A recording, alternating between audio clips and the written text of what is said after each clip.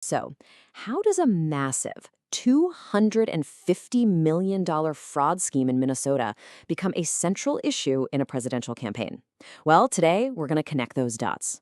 We'll look at how a huge local crime story blew up into a national political firestorm.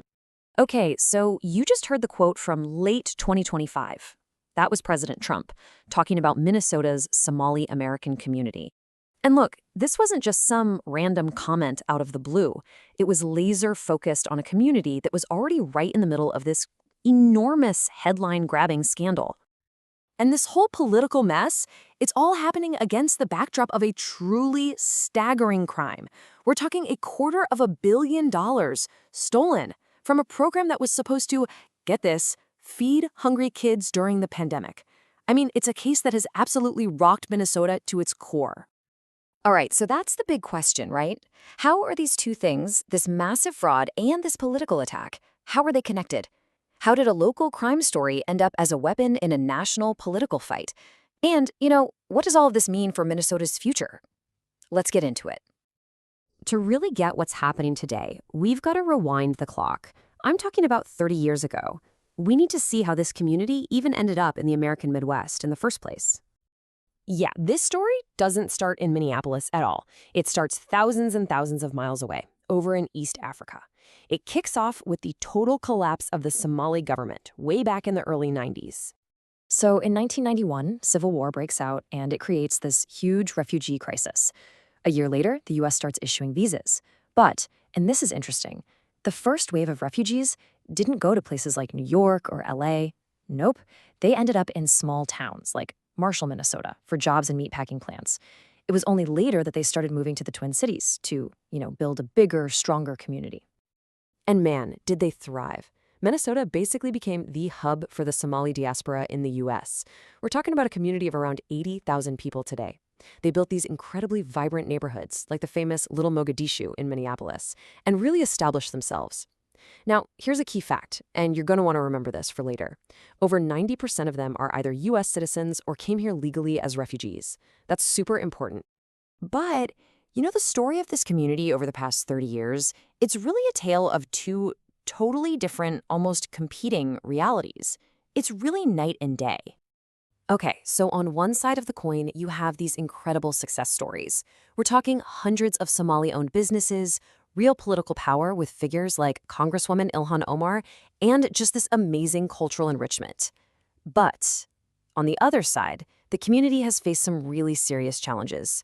Things like language barriers and, in a few very high-profile cases, the radicalization of some young people by terrorist groups. And then the scandals hit. And the biggest one by a long shot is this thing called feeding our future. Federal prosecutors are literally calling it the largest pandemic relief fraud in the entire country. The scheme itself was pretty straightforward. You had a nonprofit that sponsored this whole network of businesses. They claimed they were feeding kids, but prosecutors say they were just grabbing the federal money and running.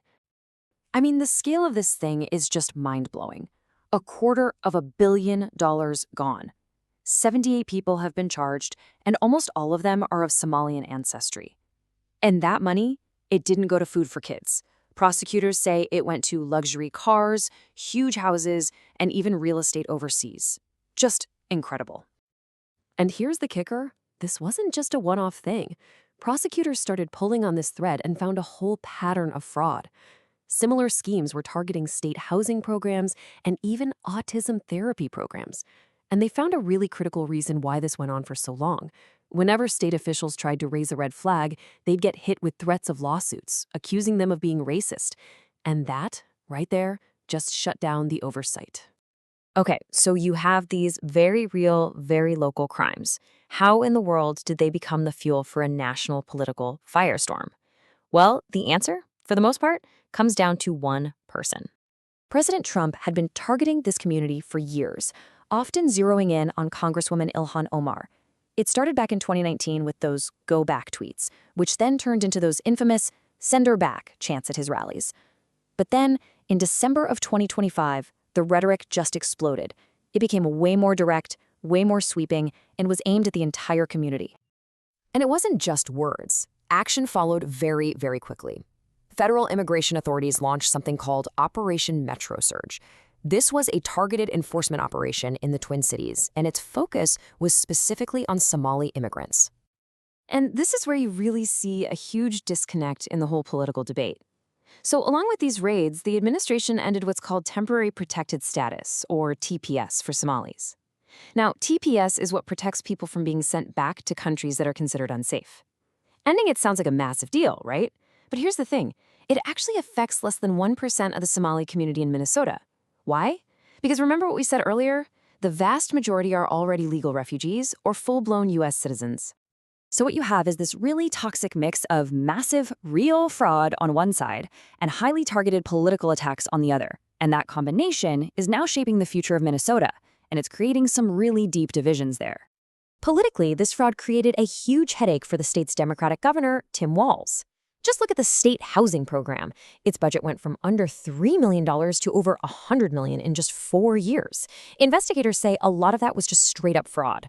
For Republicans, this was the perfect example to point to and say, see, his administration completely failed to watch the store.